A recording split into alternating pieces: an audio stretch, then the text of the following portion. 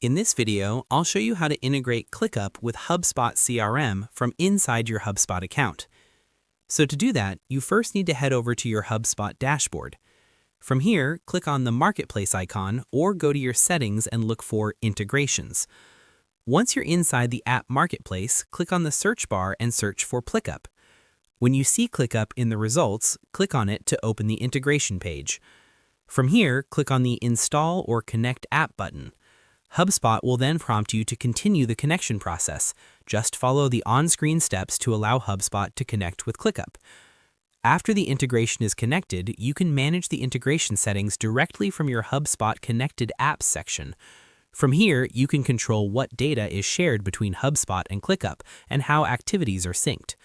Once everything is set up, your HubSpot CRM will start syncing with Clickup based on the integration settings you selected.